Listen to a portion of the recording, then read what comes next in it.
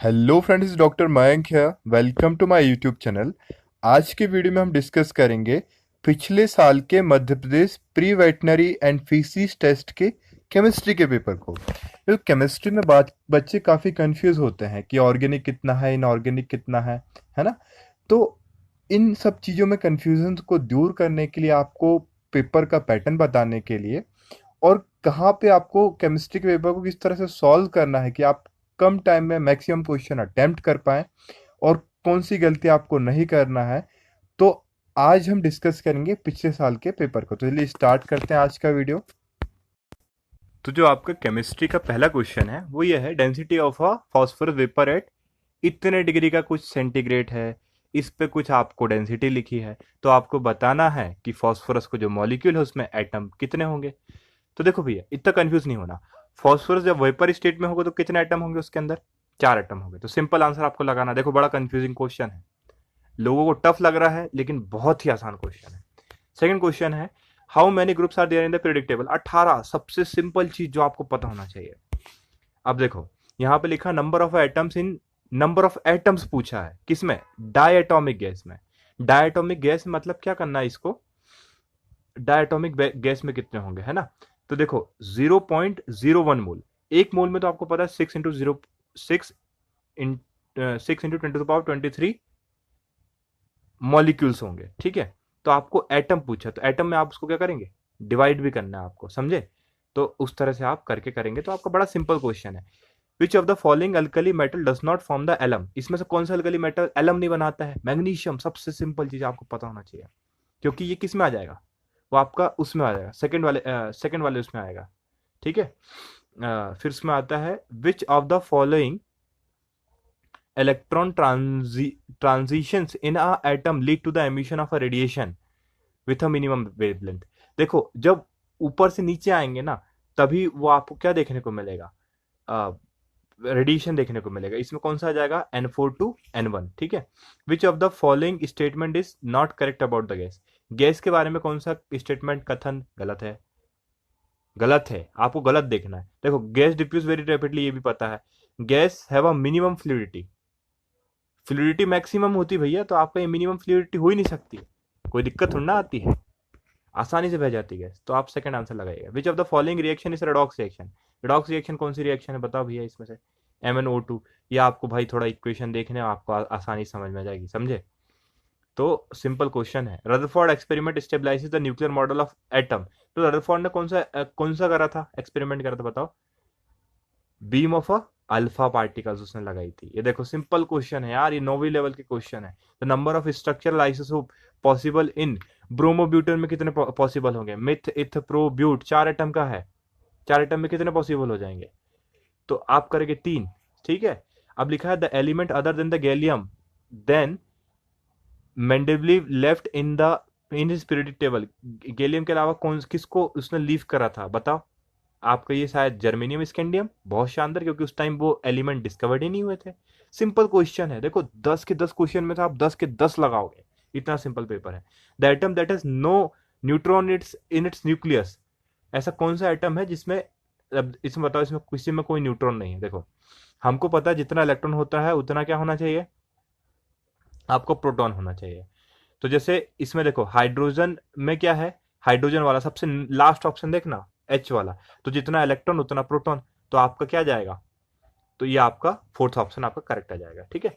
अब लिखा, what would be the minimum number of unpaired electron in the D orbit of the transition metal ion in the complex 3? तो इसमें कितने number of unpaired electron होंगे, unpaired electron कितने होंगे? देखो, इसका इसको यदि ये जो ऑर्बिट है, तो ऑर्बिट में कितने होंगे, देखो पहले K3 है तो +3 कर देंगे तो आपके 3 बचे। अब अनपेयर्ड कितने बचेंगे, अनपेयर्ड आपके बचेगा 1, क्योंकि 2 की पेयरिंग हो जाएगी, है ना। अब इसमें लिखा है कि a mixture of a naphthalene and urea can be purified bye. Naphthalene, naphthalene क्या है, उड़ने वाली है। तो उड़ने वाली चीज क्या होती है, सब्लिमेशन। सब्लिमेशन मतलब क्या, अपने आप जो सॉलिड है वो वेपर में कन्वर्ट हो जाएगा। सब्लिमेशन कितना सिंपल इजी क्वेश्चन है। Roasting of a sulphide ore of the metal give. यदि रोस्टिंग करोगे सल्फाइड ओर की तो आपको क्या मिलेगा, उसका ऑक्साइड मिलेगा।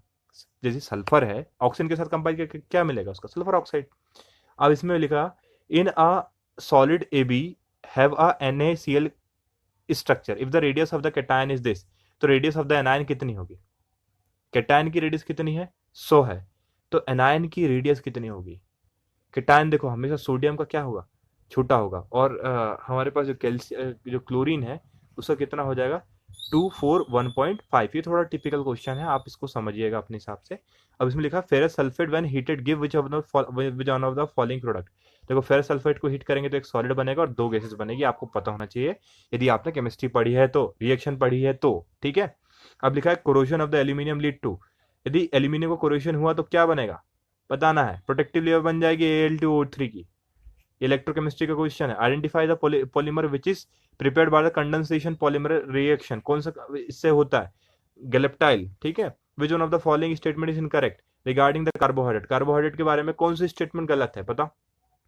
कार्बोहाइड्रेट के बारे में यह है कि fructose does not reduce the Fehling's and Tollens reagent. तो आपको कुछ कुछ बेसिक केमिस्ट्री भी पता होना चाहिए, क्योंकि देखो इसमें केमिस्ट्री में आपने जितने क्वेश्चन देख रहे हो सब थ्योरेटिकल क्वेश्चन है, फॉर्मूला बेस्ड ज्यादा क्वेश्चन आया ही नहीं है। अब लिखा compound having the 4 carbon atom with a ketonic group is, जिसमें 4 कार्बन एटम हो और कीटोन ग्रुप भी हो, तो ऐसा कौन सा कंपाउंड होगा? ऐसा कंपाउंड कौन सा होगा? ये आ जाएगा ब्यूटेनॉन। मिथ इथ प्रोब्यूट, खत्म। फिर इसमें लिखा है आपने लिखा है फॉर अ बाइनरी सॉल्यूशन, इसमें showing the ideal behaviour if x2 is the mole fraction of one of the component in the vapour phase, the correct equation representing the vapour phase will be. तो भैया इसमें आपको correct equation क्या है? P2 bye total, ठीक है। What happens when the solution of a acid is mixed with the solution of a base in a test tube. यदि acid और बेस को बनाएंगे तो क्या बन जाएगा? सॉल्ट बन जाएगा। पता है ना भैया? देखो HCl को मिलाएंगे और NaOH को मिलाएंगे, क्या बनेगा? नमक बन जाएगा, NaCl बन जाएगा। अब इसमें लिखा है इन द रिएक्शन Cr2O3, ये कुछ कुछ कुछ है, तो आप इसका यहाँ पे क्या होगा? X क्या होगा? X होगा आपका OH नेगेटिव, ठीक है। और फिर उसके बाद आपका लिखा है identify the number of a moles of a reactant product in the given skeletal equation. तो आपको ये इक्वेशन जोड़नी है भैया, इक्वेशन जोड़ने के अलावा आपको कुछ नहीं करना है, ठीक है। तो यदि आप इसको जोड़ोगे तो आपको ये आपको आ जाना चाहिए। सिंपल क्वेश्चन है, मैं आपको यहाँ सॉल्व करके नहीं दिखाऊंगा। अब इसमें लिखा है which of the following is 1s 2s। तो आपको एक बार कर्व देख लिया तो सिंपल आप ए ऑप्शन लगा दोगे। तो भाई केमिस्ट्री तो सिंपली क्या है, आपका पूरा थ्योरी बेस्ड है। डायग्राम एक बार एनसीईआरटी के पूरे एक बार पलट लेना, अच्छे से डायग्राम देख लेना। डायग्राम बेस्ड क्वेश्चन पक्का आएंगे। आपके फॉर्मूला बेस्ड क्वेश्चन कम है, लेकिन तब भी आपको ऊपर ऊपर फॉर्मूले पता होना चाहिए। इसके अलावा थ्योरेटिकल आपको कुछ बेसिक चीज आएगी तो ज्यादा दिक्कत वाली बात नहीं केमिस्ट्री में। आप यहाँ पे आराम से 21 से 22 नंबर लेके आ सकते हैं। 2 या 3 क्वेश्चन में कंफ्यूजिंग वाले थे, ठीक है। तो अब केमिस्ट्री का प्रिपरेशन अच्छे से करिए, फटाफट मैक्सिमम क्वेश्चन अटेंड करिए थ्योरेटिकल वाले। तो क्वेश्चन पेपर का लेवल बहुत ही ईजी है। अब इसके बाद जो नेक्स्ट जो पेपर होगा वो हमारा बॉटनी और जूलॉजी पे होगा। इसके बाद मैं आपको आखिरी में बताऊंगा टिप्स एंड ट्रिक्स, आपको क्या ध्यान रखना है, क्या करना है, ताकि आप बहुत अच्छे से पेपर को अटेम्प्ट कर पाए। चलिए मिलते हैं नेक्स्ट वीडियो में।